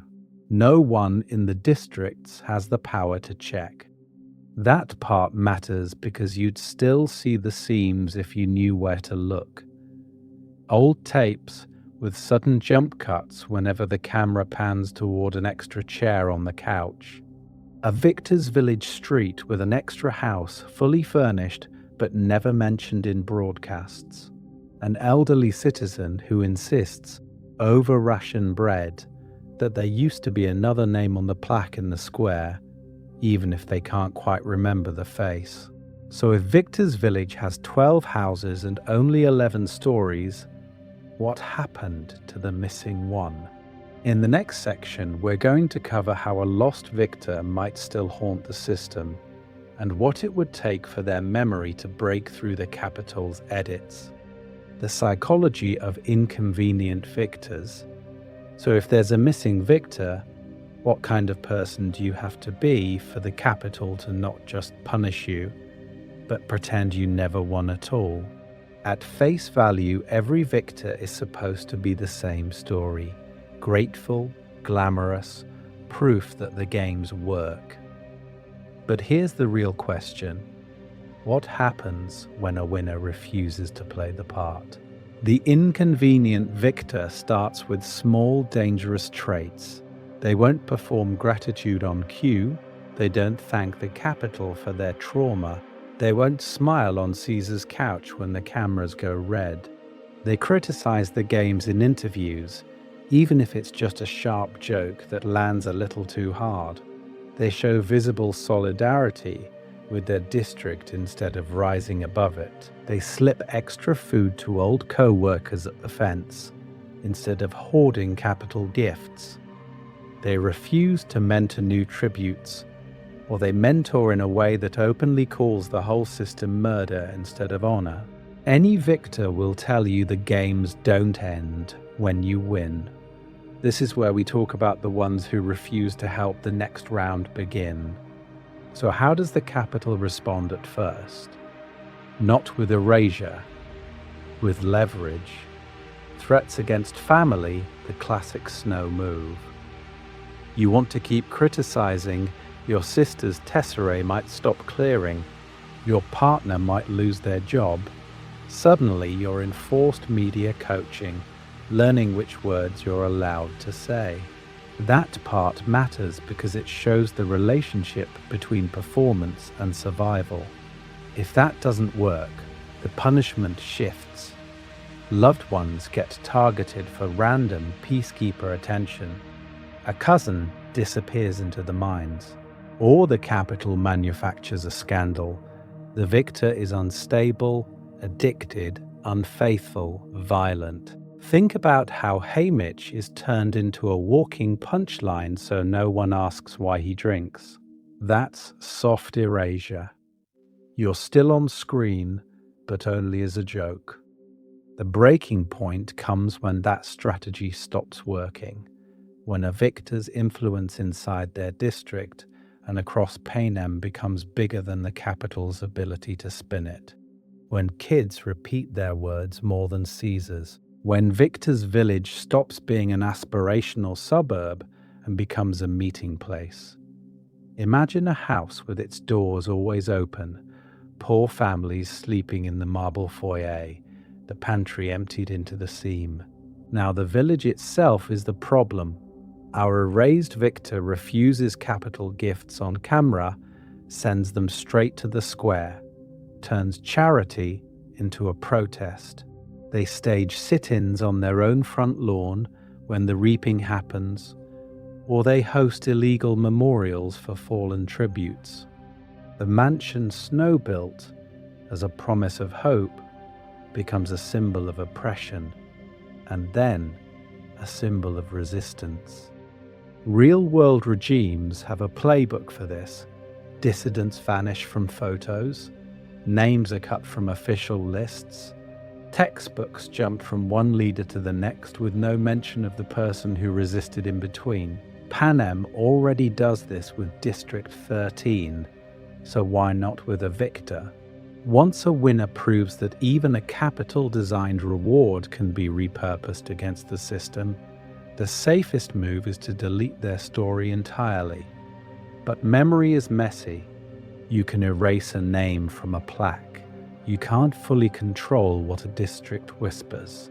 In the next section, we're going to cover how those whispers survive through banned recordings, half-told stories, and the physical ruins of a life the capital tried to overwrite. Blueprint of a ghost, building our erased victor. So if whispers can survive in erasure, what exactly are we whispering about? You can't have a ghost victor without a body. This is where we talk about building one that actually fits inside the rules of Panem, instead of breaking Canon every 5 seconds. First decision: where do they come from? If you pull them from District 1 or 2, every career mentor and capital socialite would remember their favorite blood sport celebrity. Too visible, too many witnesses, but a mid-tier district, somewhere in that hazy band of 5, 6, 9, or 10, that's perfect. Those are the places the cameras visit for 5 minutes on reaping day and then forget. I'm going to anchor hours in District 6, transportation, constant movement, people who vanish on trains all the time. Convenient, right? Next, we need the right kind of games. At face value, any year could work. But here's the real question. When would the capital be most motivated to hide the outcome? The answer is a twist year, a quarter quell, or a special experimental games where Snow is already playing with the format. Think a pre-Haymitch quell that was supposed to prove some grand political point about loyalty or sacrifice, and instead produced a victor who shattered the message on live television. So who survives that arena? Not just a fighter. The capital already has Enobaria for teeth-on-throat spectacle. Our erased victor is dangerous because they're a bridge.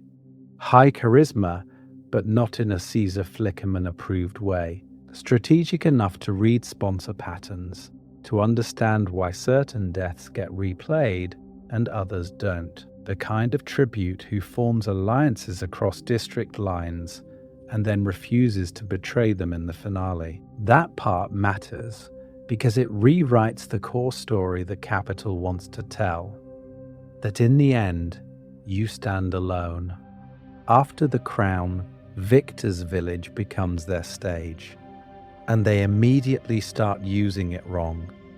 Imagine a District 6 Victor who keeps their house dark during Capitol broadcasts, who shares their food quietly with old co-workers instead of throwing parties, who walks back down the hill every morning to sit on the same broken steps they grew up on. During interviews, they mourn specific dead tributes by name from other districts and ask why the games need to continue if the war is already over. How long before Snow's phone line lights up? Because here's the real question. When does a victor stop being useful and start being contagious? The moment people in 3, 8, and 11 start repeating their phrases. When kids in the seam and the factory blocks talk about that one winner who said, on air, that no one really wins. There is a lot to uncover here about the relationship between memory and power, but the short version is this. Once a victor changes how people talk about the games, breaking them isn't enough. They have to be forgotten. So how do you actually delete a person whose face has been broadcast to all of Pan Am? In the next section, we're going to cover the specific tricks the Capitol would use, doctored footage, fake causes of death, even replacement victors, and why the cracks in that story never fully close. The Lost Games, reconstructing a quarter quell the Capitol buried, so if you can't just delete a face from every screen in Panem, you need to bury an entire games. This is where we talk about a quarter quell that doesn't show up in school lessons. Officially, it's lost footage. Unrecoverable. At face value, that sounds technical. A glitch. But here's the real question. What kind of twist would make the Capitol decide it's safer to pretend an entire year never happened than to keep bragging about it? Picture the second quarter quell, decades before Katniss. The card Snow reads says, "In honor of the Capitol's mercy, tributes will enter the arena in interdistrict pairs. If one dies, both die. One heartbeat, 2 bodies. The collars around their necks are synced. Any kill becomes a double execution." Suddenly, the games aren't just about survival, they're about being forced into a lethal relationship on camera. Why does that matter? Because it weaponizes choice. You can't win without letting the arena kill someone you're tied to. You can't murder a stranger without also murdering the only person who might keep you alive. The twist promises more drama, more tears, more desperate betrayals the Capitol can replay forever. That part matters because you can see Snow's reasoning. Make compassion dangerous. Make connection fatal. But then the wrong kind of victor walks out, our erased victor, let's call her Mara from District 6, figures out the rules faster than the game makers expect. She realizes the collars only read proximity and heart rate, not intent. So she starts engineering non-lethal deaths on camera, daring stunts into freezing water to slow pulses, shared night watches so nobody collapses alone, even teaching weaker tributes how to fake cardiac distress so medics intervene instead of the arena finishing the job. What happens when a tribute uses a quarter quell twist to minimize deaths instead of maximize them? You get alliances that refuse to turn on each other, whole clusters of pairs moving as one unit, sabotaging traps together. At one point, Mara looks straight into a live camera and says, "If you wanted us to kill each other, You should have kept us apart. That's not a line you can easily spin back into capital glory. By the finale, only 2 paired clusters remain. The game makers flood the arena, forcing a last stand. Mara's partner is wounded. The other pair is cornered. The correct ending is obvious. One pair sacrifices the other. Instead, Mara throws down her weapon, shouts to the sky that she refuses to kill for them, and helps the rival pair lift her partner onto floating debris. 3 tributes, 1 victor's slot. The arena pauses. Snow chooses optics over rules. He declares Mara the victor, but broadcasts her as the girl who chose mercy. The problem? Millions just watched him reward defiance. The spin starts immediately. Replays cut her speech, edits frame her as indecisive, cowardly, barely surviving. But people remember the live feed. They remember the way multiple districts cheered when those 3 figures stood together instead of finishing each other off. So why erase her? Because simple propaganda can't overwrite an arena where the twist backfired and hope spread on its own. If Victor's Village is built on the promise that winning means embracing the capital story, Mara's games prove a different reason to win: to protect people from it. And once you have a victor who turns a quarter quell into a referendum on the games themselves, you don't just censor her, you start rewriting the entire year. In the next section, we're going to cover how you actually do that, how you replace a living memory with a cleaner, safer narrative, and what slips through the cracks anyway. Life after victory. How a ghost victor turns the village upside down. So what happens when that kind of victor actually makes it home? You expect the standard script: train, makeover, parade, the whole district pressed in around the platform while the cameras drink in every tear. But here's the real question. What if, instead of basking in it, your erased victor uses their first speech back in the district to read the names of the dead? They step off the train and refuse the smile. No twirl. No, I couldn't have done it without your support. They talk about the boy from the seam whose hand they had to pry off a rock. They describe the Canon fire. They say the word murder in a place that's only supposed to say honor. You can almost feel the peacekeepers' hands go to their guns. The games are supposed to end here. Instead, this victor drags the arena home. And then they move into Victor's Village and immediately break the set. At face value, that mansion is a promise. Full pantry, hot water, spotless white sheets. But this is where we talk about how a house can become a protest. Our ghost victor props the front door open. People from the district drift in on the smell of real food. The kitchen turns into a soup line. Extra beds appear on the floor. The study becomes an informal clinic because they've picked up basic first aid in the arena and refuse to pretend those skills belong only on capital broadcasts. They start refusing things. No capital liquor. No imported fur. They trade their new wardrobe for coal scrip or medicine. That part matters because the relationship between Victor and District is supposed to be one way. Gifts flow down from the capital, gratitude flows back up. Here, for once, the flow reverses. And kids are watching. Remember, Victor's Village is built to be aspirational. You're meant to point at those houses and think, if I win the games, I get that.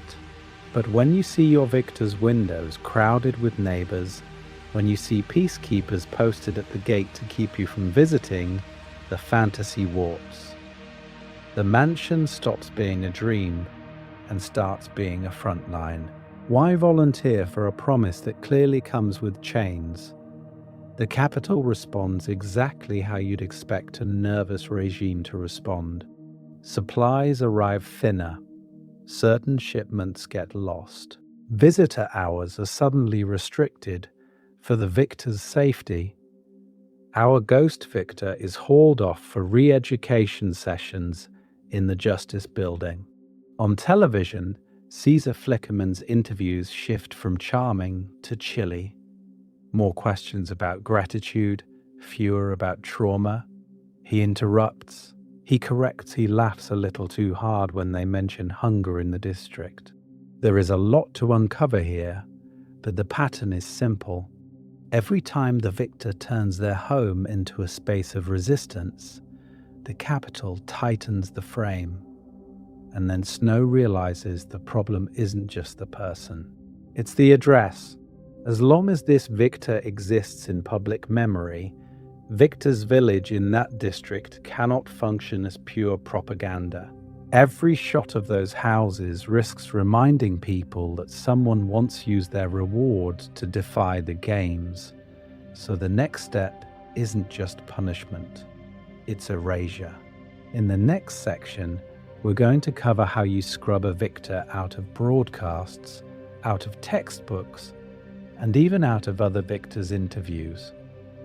And why in Panem, forgetting is never as complete as Snow thinks. How do you delete a person? The capital's erasure playbook. So how do you actually erase a victor? Not punish them, not exile them. Delete them. On paper, the first step looks almost boring. The victor disappears. A sudden illness, a quiet accident on the train, maybe a hushed execution dressed up as a personal failing, substance abuse, mental breakdown, something that can be framed as their fault. At face value, it's tragic but not suspicious. And crucially, there is no body on camera, no open casket on Capitol TV, just a tasteful memorial graphic, a somber Caesar Flickerman, and then back to the games. But here's the real question. How do you stop people from replaying their story? This is where we talk about media. The Capitol doesn't just control the present broadcast, it owns the archives. So their games get quietly retired from reruns. Their victory interview vanishes from the highlight reels. When Caesar does those remember when segments, their year is skipped. New montages of past winners show a neat, continuous line of smiling victors, and somehow the count still adds up, because the software, the editors, the official lists have all been updated to pretend that Arena never produced anyone worth mentioning. Then the capital moves into physical space. Victor's village is supposed to be a promise you can walk past every day. So what do you do with the house of a deleted victor? You strip the nameplate. You keep the curtains closed. Maybe you claim that home was always reserved for a capital liaison or for a future mentor that never arrived. In a poorer district, people are used to empty buildings they're not allowed to question. That part matters, because the absence becomes just another reminder that some doors are never meant to open. Next comes education. School books are the operating system of Panem's memory, so the textbooks get reprinted. The list of champions loses a line.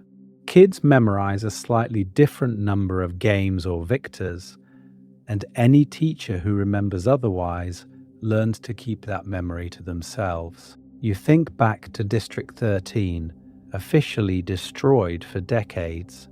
The capital has already proven it can rewrite entire districts out of existence. Why not one inconvenient victor? Of course, memory isn't as obedient as a broadcast schedule. There is a lot to uncover here. Older citizens remember watching that arena. A drunk in the hob swears there used to be another house with a name. Glitchy black market footage surfaces in District 13, where rebel archivists start noticing gaps in Caesar's supposedly complete retrospectives. Why is there a missing year? Why does Haymitch flinch when someone mentions a certain quarter quell? Why does the official record jump from one victor to the next with no explanation? And once people start asking why the count doesn't match, the Capitol has a new problem, because if one victor can be erased, what else have they deleted, and who's still alive to contradict the story? Book versus movie. What the screen shows and what it hides. So when you walk into Victor's Village in District 12, there's already a question hanging in the air. Who is this place actually for? The victors, or the story the Capitol wants to tell about them? On the page, Victor's Village is weirdly specific. 12 houses arranged around a square, up on a hill, physically pulled away from the seam and the town. Katniss talks about the walk up there, how the distance from the rest of the district turns every visit into a small act of crossing a border. At face value, it's luxury. Hot water, full pantries, working electricity when the rest of 12 goes dark. But here's the real question. Why does it feel haunted instead of safe? Because in the books, it's empty. You have Haymitch's decaying house, then Katniss and Peter's, and 9 more standing there with no one in them. Katniss hides in one when the fence is electrified. She and Peter store their plant book and his paints in another. The space is physically there, but emotionally uncanny. Too quiet, too clean. A permanent reminder that 12 rarely wins the games. That part matters because the village becomes a negative space sketch of the district's history. Every unused house is a year the Capitol took children and never sent anyone back. Now cut to the movies, and the visual language shifts the experience. We still get the hill, the neat row of houses, the sense that you're entering a gated story. But the number of visible homes is fuzzier, the layout compressed. Camera angles favor tight shots on Katniss's porch, the square, the training scenes with Peter. We're going to cover the political purpose elsewhere, but this is where we talk about how the adaptation literally frames erasure. Notice how often the films linger on empty streets, on wide shots where you see multiple houses but only 3 doors that have names. The camera tracks Katniss walking past closed curtains, unlit windows, silent chimneys. No one says, "These are the 9 years we lost," yet your brain fills it in. In other districts' villages, the same architecture reads as celebratory grandeur. Banners, crowds, Caesar's voice booming over loudspeakers. In 12, the same design becomes a visual graveyard. Here's the pattern interrupt. The movies never sit you down and list past victors. Entire decades of games go by with 0 on-screen winners from most districts. No mentoring scenes with forgotten champions. No old faces in the crowd during the victory tour. The result? The set design implies more houses than we have characters for. The story quietly admits there were more victors, then refuses to introduce them. Those omissions are practical, limited runtime, focused narrative, but they accidentally open a door. If the Capitol can erase District 13 from the map, reduce Haymitch to a drunk punchline, and curate Katniss's identity through Caesar's interviews, why wouldn't they also erase a victor who broke the script? The film's unnamed doors and off-screen years become perfect hiding spots. And that's exactly where our speculative project lives. In the gap between the 12 houses you can see and the 3 residents you can name, an erased Victor can exist without contradicting a single frame. The village, on screen and on the page, is already built to contain ghosts. So if one of those ghosts wasn't metaphorical at all, who were they and what did they do to get deleted? Designing every district's village, where would ghosts hide best? So if one of those ghosts wasn't metaphorical at all, who were they and what did they do to get deleted? To answer that, we have to zoom out and walk through every Victor's village in Panem, street by street, and ask a simple thing. If you wanted to hide a missing Victor, where would you put the empty house? Start in the industrial belt. District 2, 3, maybe 8. You can picture it. Soot-stained mansions with clean white columns, sitting just far enough above the factories that the smoke becomes a backdrop, not a problem. The promise is obvious. You break your body in the mines or on the assembly line, and up on that ridge, there's this gleaming row of homes where the games supposedly let you escape. But here's the real question. When the village is perched above the district, visible from the main square, how easy is it to quietly erase someone without anyone noticing the gap? Now jump to the coasts.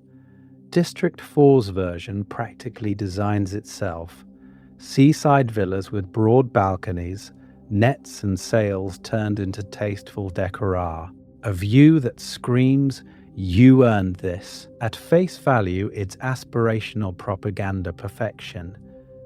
Yet a villa at the far end of the curve, half-shuttered, with a garden no one tends, that can become a rumour instead of a record. A cursed house. The one where that Victor who went mad supposedly lived, so of course no one asks why their name never shows up on the broadcasts. Then you have the agricultural districts. Think 9, 10, 11. Estates overlooking endless fields, porches facing out toward the labor they no longer have to do. There is a lot to uncover here, because visibility cuts both ways. Everyone sees the houses from the fields, but the villages themselves can be pushed to the outskirts, on roads only peacekeepers really use. That part matters, because an out-of-the-way village gives the capital room to manipulate, to quietly board up a home and say a Victor died, transferred, served the capital elsewhere. So which districts are prime for full erasure?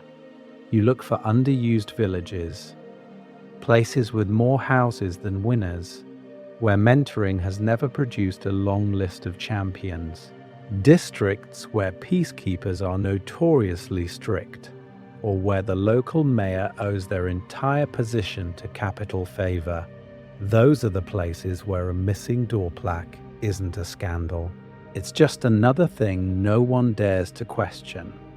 This is where we talk about the physical clues, mismatched numbers of houses and known victors, fresh paint on one facade while the others peel, a pedestal with scrape marks where a statue should be, or a gatepost whose metal brackets clearly held a nameplate that's now mysteriously gone.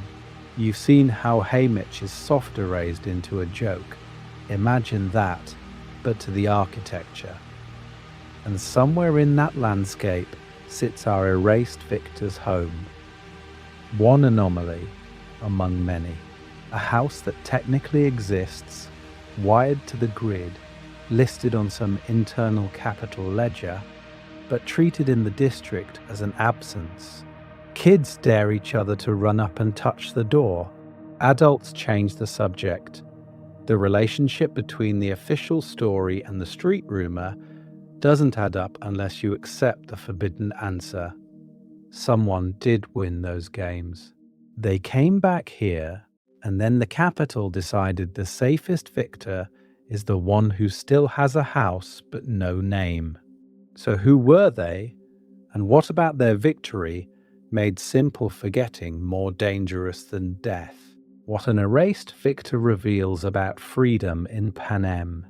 If a victor can win the games, get the house, and then lose their name, what does that say about everyone still living in Victor's village?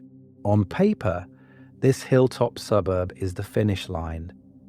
You survive the arena, you get out of the mines or the fields, and the Capitol hands you a mansion, hot water, and a pantry that never runs out. At face value, it's freedom. No more reaping, no more tessery, no more games. But here's the real question. If you're truly free, why does every door in that village open straight back into Snow's office? Victors are exempt from district labor, sure, but they're never exempt from the contract. You mentor, you attend mandatory interviews, you answer that direct phone line from the Capitol. You perform a talent on command, even if talent just means pretending your trauma is quirky on national television. That part matters because it shows the relationship between reward and obedience was always rigged. The promise was never win and you're safe. It was win and we'll let you live as long as you stay useful. Now drop an erased victor into that system. Suddenly, you see the real architecture. If the Capitol can quietly delete a winner, then winning was never about survival or honor. It was a probationary sentence. Your existence in the public story is contingent on good behavior. Step out of line, and you don't just die. Your victory dies with you. We already watched this almost happen in Canon. Katniss and Peter are the most famous victors in Panem, and the Capitol still tries to overwrite them. Peter is hijacked until his memories of Katniss are weaponized against her. Katniss is cut into pieces by propaganda. First the star-crossed lover, then the stylized rebel, then the unstable threat. There is a lot to uncover here, but the pattern is simple. When a victor's real self threatens the narrative, the Capitol edits the person instead of the story. This is where we talk about power beyond whips and peacekeepers. Authoritarian regimes don't just control bodies, they control stories. District 13 isn't just bombed, it's gone in textbooks. Haymitch's Quarter Quell rebellion isn't dissected in history class. He's reduced to the drunk in the corner. Caesar Flickerman's job is literally to decide which parts of a victor count as real on air. So why wouldn't there be a line where a victor becomes so inconvenient that the easiest fix is to pretend they never existed at all? By imagining an erased victor, we're going to cover something the books only hint at: how fragile every Canon victor's place in history actually is. Enobaria stays vicious but cooperative, so she survives in the spotlight. Johanna refuses to play hero, and she's broken in the shadows. Katniss and Peter barely escape full narrative deletion. So the question hanging over Victor's village becomes terrifyingly clear. If even the winners can vanish from the record, what does winning really mean? And who's standing in those empty houses the cameras never show us next? Recap: from empty houses to deleted heroes. So let's zoom out for a second. We started with those empty houses, those silent streets in Victor's village, and asked, who's missing? Now you can see that the answer starts way back, with Snow realizing the games couldn't just be punishment. They had to be a show, a promise, a spectacle you could almost want to win. Back then, The early games were blunt force trauma. Send kids in, pull a name out, send the survivor home with trauma and maybe some prize food. Now you get a mansion, hot water, security. At face value, Victor's village is a reward. But here's the real question. Why build luxury suburbs for the people you just brutalized on live television?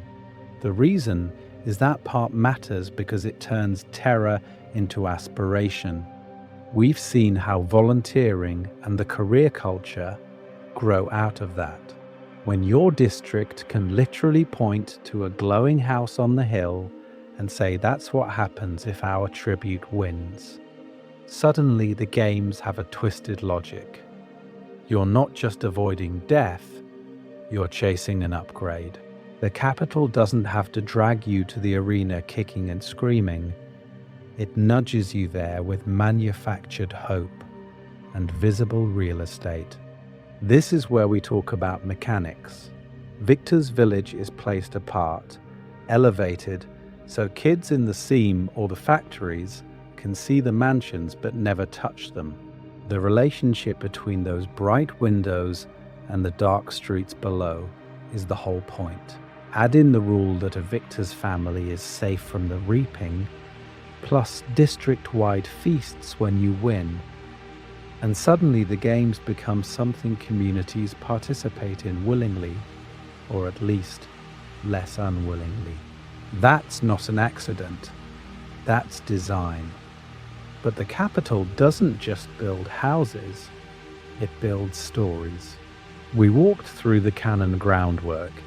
District 13 erased from maps and school lessons turned into a cautionary tale instead of a surviving rebellion. Haymitch's Quarter Quell uprising buried under the image of a drunk joke. Katniss, Johanna, and Phoenix sliced into marketable pieces.